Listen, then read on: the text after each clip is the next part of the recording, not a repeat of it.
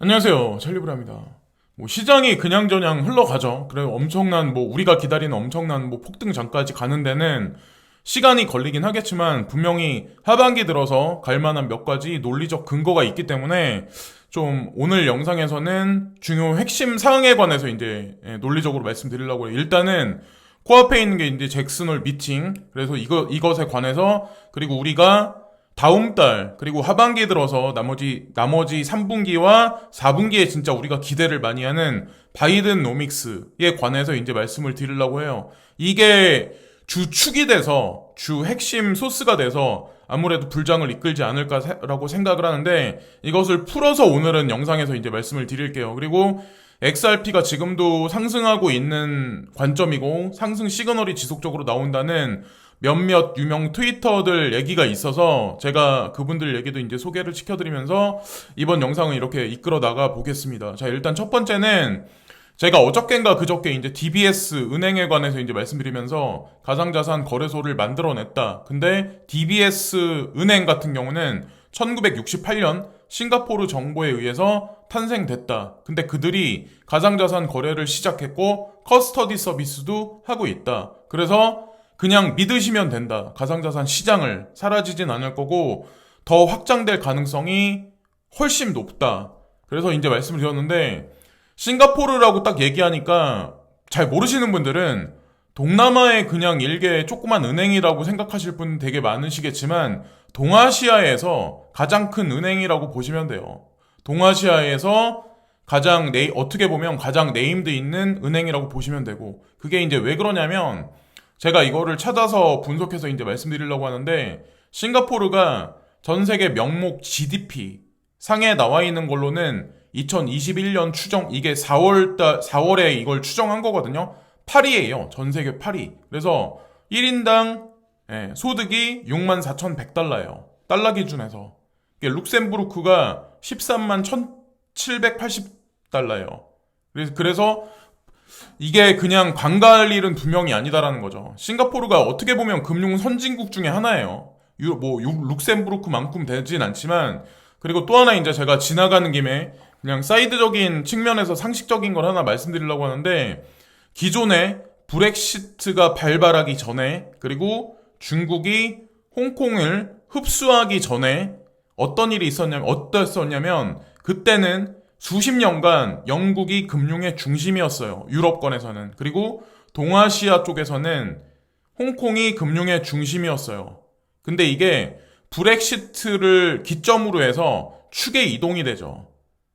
거대한 축의 이동이 있었는데 이러면서 룩셈부르크가 현재는 금융의 허브가 됐어요. 유럽권에서는. 아마 아시는 분들은 아마 아실 거예요.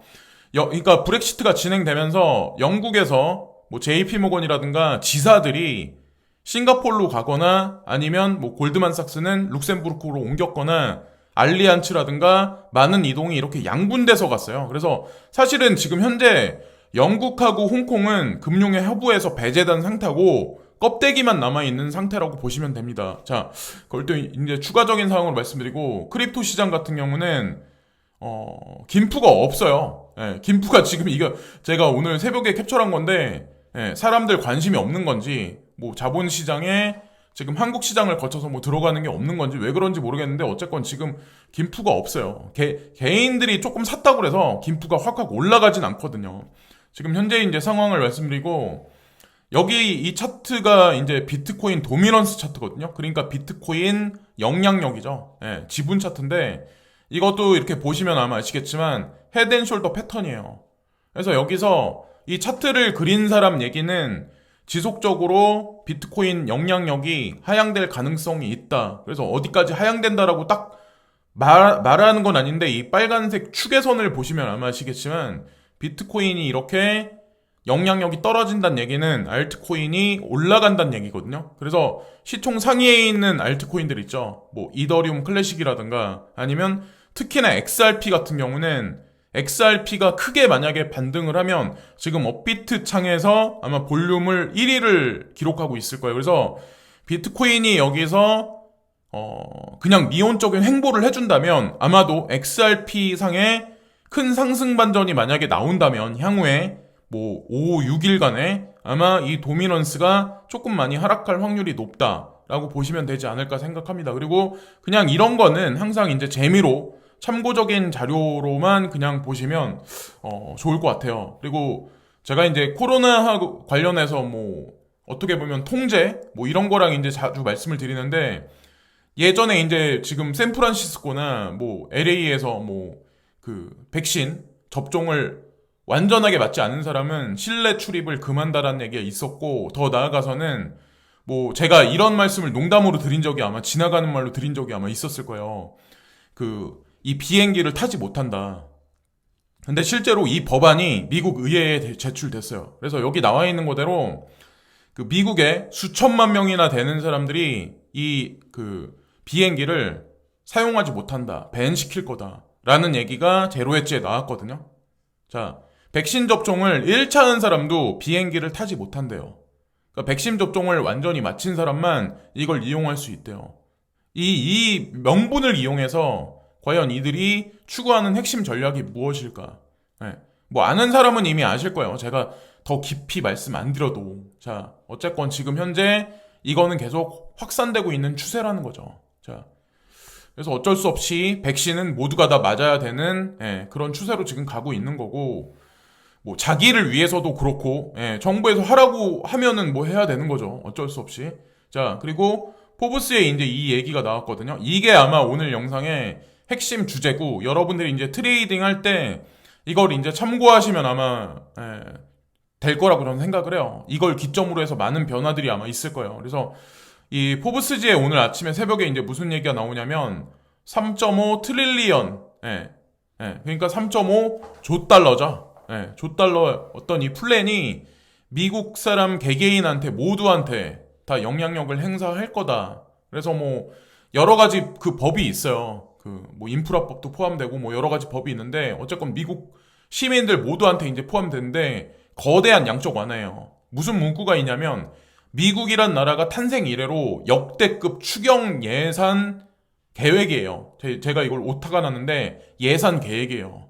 이렇게까지 미국 정부에서 추경 예산을 편성한 적이 없어요. 근데 이게 통과가 되면 과연 무슨 일이 벌어질까요? 엄청난 양의 양적 완화 계획이 있다는 얘기거든요. 그래서 여기 나와 있는 거대로 이 기점이 9월 15일 날이에요. 근데 여기 그러나라고 써 있잖아요. 그래서 이 법안에 관해서 상원에선 이미 통과가 되는데 하원을 통과하려면 이 기점까지 통과가 돼야 되거든요. 근데 여러분들 아마 아시겠지만 반대되는 당은 여당 말고 야당은 반대를 할 거예요. 그래서 이 날짜까지 통과가 안 된다면 9월 달에 요 언저리에는 아마도 조금 큰 조정장이 오지 않을까. 요것으로 이제 생각할 수 있고, 만약에 뭐 민주당에서 추구하는 대로 본인들한테 유리한 쪽으로 법안을 새로 만들어서 그냥 붙이겠다라는 얘기가 여기 기사에는 나와 있거든요. 만약 그대로 진행된다면 아마도 이번 달과 다음 달은 엄청난 불장으로 지속될 가능성이 상당히 높다는 거죠. 그래서 이 돈이 액수로 따졌을 때 3조 5천억 달러인데, 이게 하나로 환산하면 얼마냐면 지금 환율로 계산해서 1169원 기준으로 해서 이게 4천조 원이에요. 거의 4천조 원이에요. 4,091조 원이에요. 이게 어마어마한 돈이죠. 이렇게 여태까지 이 정도 금액을 양적 완화를 한 적이 없대. 역대 정부에서. 자, 그래서 어쨌든 뭐 코로나 바이러스 케이스가 과연 향후에 어떻게 영향력을 행사할지, 실업률이 어떻게 될지, 그것을 기준 삼아서 뭐 여야가 뭐 어떻게 동의를 하든가 아니면 뭐 어떻게 하겠죠. 거기에 따라 이제 판가름이 날 거라고 저는 생각을 해요. 그래서 그걸 또 말씀드리고, 오늘도 영상에서 구독과 그리고 좋아요, 특히나 이제 좋아요를 많이 눌러주시면 진심으로 감사하겠습니다. 그리고 이 크립토 불이 예전에 2달러 정도까지 갈 거라고 예측을 했는데, 뭐 아니나 다를까 이 사람이 예견한 대로 지금 현재 나쁘지 않게 가고 있는데, 말을 살짝 바꿔서 이제 무슨 얘기를 하냐면 6일 이내라는 얘기를 하거든요. 여기 6일 이내에 XRP가 2달러 50센트까지 갈 거야. 이게 하나로 환산하면 2,950원 정도 하거든요. 그래서 제가 이제 뭐 날짜적인 거는 좀 이따 이제 달력을 보고 다시 한번 이제 말씀드릴게요. 6일 후가 뭐랑 또 연결돼 있냐면 이제 다음 주로 넘어가면 잭슨홀 미팅하고 또 연결돼 있어요. 그래서 급작스럽게 지속적으로 계속 올라가면 분명히 여기서 조정이 급하게 들어갈 가능성도 있기 때문에 중간중간에 XRP가 상승하면 상승한 대로 700원대에 들어가신 분들은 익절 중간중간에 날짜적인 관점을 두고 인터벌로 익절하시는 것도 제가 보기에는 나쁘지 않게 보입니다. 그렇다고 뭐 베이스로 내가 이거는 장투용이다 라고 가지고 계신 물량은 그냥 뭐 가지고 가고 그건 뭐 개개인의 판단이고 이런 거는 그냥 참고만 하시면 전 될 거라고 생각을 해요. 그래서 지금 현재가 이제 8월 15일 날인데 뭐 이때까지는 뭐 어떻게 될지 모르겠지만 뭐 지금 아까 크립토불이 얘기한 대로 6일이니까 뭐 요 언저리까지는 나쁘지 않게 갈 가능성이 XRP가 상승한다면 갈 가능성이 높고 우리가 진짜 주의해야 될 구간은 여기 정도가 아마 될 거예요. 왜냐면 잭슨홀 미팅을 기점으로 해서 기관 투자가들이 유동성을 공급을 만약에 거기서 뺀다면 여기 시장에서 아마 혼란스러운 장세가 연출될 가능성이 되게 높아요. 왜냐면 제롬 파월 런던 의장이 잭슨홀 미팅에서 기조 연설을 하는데 그 기조 연설이라는 게 테이퍼링, 금리 인상, 그리고 장기적인 추세에 연방준비은행의 스탠스에 관해서 얘기를 하거든요. 이거는 주기적으로 행해지는 금리에 관한 거에 관한 FOMC 회의보다 중요성이 훨씬 큰 거예요. 잭슨홀 미팅 같은 경우는. 그래서 우리가 예의주시해서 봐야 될 거는 요 구간 있죠. 다음 주 한 주 동안 코로나 바이러스 케이스가 어떻게 되는지 그리고 백신 보급률이 어떻게 되는지 아마 이 주에 아마 결정이 될 거예요. 전 세계가. 그렇게 아마 보시면 그래서 그것에 따라서 잭슨홀 미팅에서 제롬 파월 연준 의장이 결과를 아마 도출하지 않을까라고 저는 생각을 합니다. 그리고 바이든 행정부의 예산안에 관한 것도 FED 기조하고 맞물려서 아마 돌아갈 가능성이 높기 때문에 핵심은 어쨌거나 첫 번째도 두 번째도 세 번째도 코로나 감염자가 그리고 코로나 사망자가 어떻게 결과론이 다음 주에 진행되는지 그게 아마 가장 중요할 거예요. 그리고 제가 되게 많이 간간히 되게 많이 보고 유명 인플루언서 중에 한 명인데 돈 알트라고 있어요. 근데 이분이 차트를 설명할 때 상당히 부정적으로 논하는 사람 중에 대표적인 사람이거든요. 맨날 떨어진다고 얘기하는 사람인데 이 사람이 지금 XRP에 관해서 거대한 역헤드 숄더 패턴이 나왔다. 그래서 본인은 이게 단기적으로 뭐 얼마 갈 거야 이런 걸 얘기하는 게 아니라 중기적으로 거대한 상승이 앞으로 다가올 가능성이 높다. XRP 같은 경우. 그래서 긍정적으로 본다. 라고만 얘기를 딱 했어요. 그래서 아까 크립토불이 얘기한 거랑 돈 알트가 얘기한 거 이 두 개를 접목시켜 보면 XRP에 관한 기대감을 우리가 하반기에 조금 많이 관심을 둬봐도 되지 않을까라는 생각을 합니다. 자, 그래서 이것도 그냥 지나가는 길에 말씀드리고 다비치 제레미라고 하는 예전에 이제 비트코인이 1달러 가치 안 됐을 때 주변 사람들한테 이거 사두세요라고 말했던 사람이죠. 근데 이 사람이 이제 어떤 사진을 하나 올렸어요. 비트코인 지금도 싸다. 뭐 이게 선동하자는 의미에서 이 사람이 그런 건 아니잖아요. 근데 여기 보면 hold is my plan이라고 여기 써 있는데 그 5년 전 오늘 해가지고 이걸 딱 올려놨더라고요. 제가 보니까. 그래서 5년 전 오늘 비트코인이 526달러였다. 실제로 그래요. 맞아요. 그거는 내가 알지. 그리고 이더리움이 12달러 35센트였다. 이것도 맞아요. 그리고 라이트코인이 4달러 61센트. 그리고 XRP 같은 경우는 이게 뭐 얼마라고 얘기를 해야 될까요? 0.0056달러. 근데 실제로 이랬었어요. 그때 가격이. 이더리움 같은 경우는 그 해킹 사태가 이제 벌어지면서 다오 사태 뭐 이런 사태가 벌어지고 추후에 이제 이더리움 클래식이 이제 탄생하는 계기가 됐었는데 이게 12달러 그러니까 만 몇천 원까지 있다가 이게 해킹 사태가 벌어지면서 몇천 원까지 떨어진 적 제가 그래서 그때 깜짝 놀라가지고 왜 이때는 진짜 존재가 없으니까 기관 투자가든 뭐 ETF라든가 뭐 지금 뭐 인프라가 구성되는 어떤 그런 게 전무후무하니까 우린 그냥 코인텔레그래프하고 코인데스크 뉴스만 보고 의지를 하니까 겁나잖아요. 내 돈이 다 사라질까봐. 근데 실제로 그래가지고 엄청나게 폭락을 해가지고 몇천 원대까지 아마 떨어진 적이 아마 있었을 거예요. 저도 그래서 겁나가지고 중간에 팔았었거든요. 근데 그때 승리자가 이게 폭락했을 때 샀던 사람이 결국엔 승리자가 됐죠. 사실은 이더리움이 해킹 사태가 났다, 망한다, 사라진다 라는 얘기가 나왔을 때 그때 샀던 사람들. 어쨌든 뭐 지나가는 얘기로 이제 말씀드리는 거고, 인베스팅닷컴에 플로리다에서 자 여기 보면 뉴 코로나 바이러스 케이스가 정보를 갱신했다. 뭐 하루 만에 비기스트 원데이 상승률이 기록됐다, 뭐 이런 얘기가 있는데 25,812 케이스 하루 만에. 그래서 제가 눈여겨봐야 된다고 말씀드리는 이유가, 이거를 아마 상당히 예의주시해서 미국 정부도, 바이든 행정부도 아마 보고 있을 거예요.